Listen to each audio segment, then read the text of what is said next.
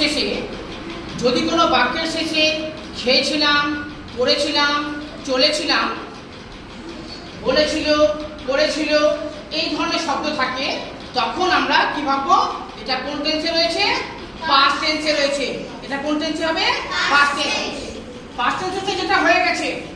এই যে কতটা বুঝিয়েছিলাম, তাই না? এটাও হচ্ছে পাস্ট টেন্স। বোঝা গেছে? আমি কি বলেছিলাম? বাংলা বাক্যের প্রথমে কি বলতে? সাবজেক্ট, শেষে মাঝখানে অবজেক্ট। দেখো আমি একটা বাক্য লিখছি, হাতের লেখা বুঝতে অসুবিধা হতে গেলে বলবে আমি ভাত খেয়েছিলাম। আমি ভাত খেয়েছিলাম। কারো বুঝতে অসুবিধা আছে? দেখো এখানে সাবজেক্ট কোনটা? এখানে সাবজেক্ট আমি, এটা হচ্ছে আমাদের সাবজেক্ট। ভার্ব কোনটা? খেয়েছিলাম হচ্ছে ভার্ব, আর ভাতটা মাঝখানেটা অবজেক্ট। এটা হচ্ছে আমাদের অবজেক্ট। দেখো প্রেজেন্ট টেন্সের সময় আমি কি বলেছিলাম? সাবজেক্ট, ভার্ব, অবজেক্ট বলেছিলাম না? হ্যাঁ। প্রেজেন্ট কন্টিনিউয়াসের ক্ষেত্রে বলেছিলাম প্রথমে সাবজেক্ট, বি ভার্ব, ভার্বের সাথে আইএনজি যোগ করব, লাস্টে হচ্ছে অবজেক্ট। এবার পাস্ট, এটা কোন টেন্সে আছে একটু দেখে বলো তো? এটা পাস্ট টেন্সে রয়েছে। এটা পাস্ট টেন্সে রয়েছে। যদি পাস্ট টেন্সে যদি থাকে তখন আমরা অন্য আরেক ধরনের ফর্মুলা ব্যবহার করব। বোঝা গেছে? দেখো প্রথমে সাবজেক্ট, প্রথমে কি বসাবো? সাবজেক্ট, তারপরে ভার্ব টু,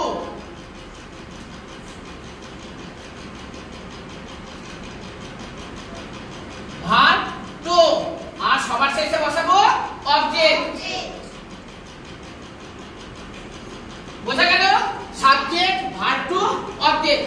দেখো আমি তোমাদের এর আগের ক্লাসে পড়েছিলাম না, গো থেকে ওয়েন্ট, ইট থেকে অ্যাট, গেট থেকে গোট, এগুলো পড়েছিলাম না? হ্যাঁ। ড্রিঙ্ক থেকে ড্রাঙ্ক পড়েছিলাম না বাবা? এবার তোমাদের কাছে দেখো, তোমরা দেখেই বলো, কোনো অসুবিধা নেই। খেয়েছিলাম এর ইংরেজি কি হবে?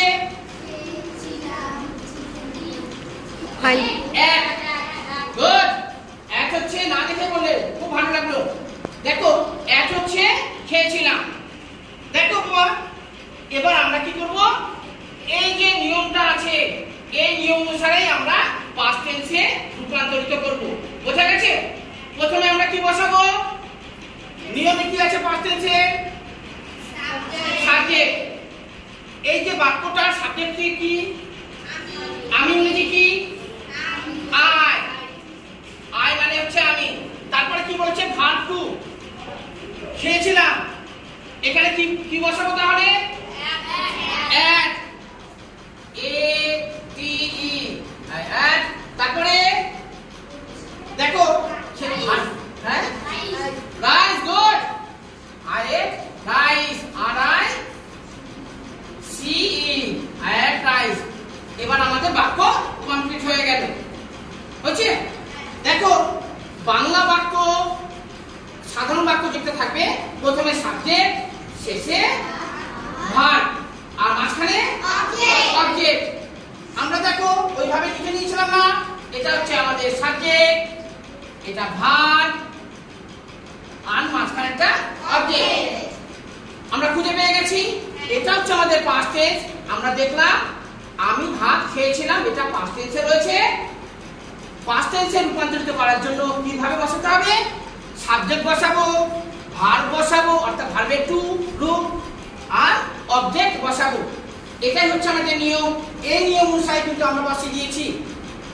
সাবজেক্ট হচ্ছে আমাদের বাক্য ছিল আমি, আই, খেয়েছিলাম, এট, রাইস। রাইস হচ্ছে আমাদের অবজেক্ট। কারো যদি বুঝতে অসুবিধা হয় বলো। আমরা প্রথমে বাক্যের শেষে, বাংলা বাক্যের শেষে দেখে নেব যে কি লেখা আছে। খাওয়া মানে খেয়েছিলাম না খাবো না কিছু। এখানে খেয়েছিলাম লেখা ছিল, অর্থাৎ খেয়েছিলাম হচ্ছে আমাদের পাস্ট টেন্সে রয়েছে। সেই জন্য আমরা পাস্ট টেন্সের নিয়ম অনুসারে কিন্তু এটাকে রূপান্তরিত করেছি। কারো বুঝতে অসুবিধা? এবার তোমরা বলবে, আরেকটা বলছি, আমি গিয়েছিলাম, আমি গিয়েছিলাম, ভুল বলো কিন্তু কোনো অসুবিধা নেই, আমি গিয়েছিলাম। এখানে সাবজেক্ট কোনটা বাবা? আমি। আমি হচ্ছে সাবজেক্ট, গিয়েছিলাম, গিয়েছিলাম হচ্ছে বাবা ভার্ব, গিয়েছিলাম হচ্ছে ভার্ব। এই ভার্বটা দেখে কি মনে হচ্ছে এটা কোন টেন্সে আছে? Present tense, past tense. এটা হচ্ছে পাস্ট টেন্সে। দেখো তোমাদের কিছু বলেছিলাম, গো মানে যাওয়া, তারপরে কি গিয়েছিলাম ইংরেজি কি? ওয়েন্ট। গুড, না দেখে বলছো খুব সুন্দর পড়েছো। ওয়েন্ট হচ্ছে গিয়েছিল। দেখো বাবা এখানে কি অবজেক্ট আছে আমাদের? অবজেক্ট নেই। যদি অবজেক্ট যদি না থাকে আমরা যেভাবে আছে ওইভাবেই বসাবো, ঠিক আছে? তাহলে এটা পাস্ট টেন্সে আছে তো? হ্যাঁ কনফার্ম? হ্যাঁ এটা পাস্ট টেন্সে আছে। দেখো যদি পাস্ট টেন্সে থাকে, এবার আমরা এখানে বসাই পাস্ট টেন্সের নিয়ম অনুসারে সাবজেক্ট, ভার্ব টু অবজেক্ট। তাহলে সাবজেক্টে কি বসাবো? সাবজেক্টের জায়গায় এদিকে, এখানে নজর দাও, সাবজেক্টের জায়গায় কি বসাবো? ইংরেজিতে আই।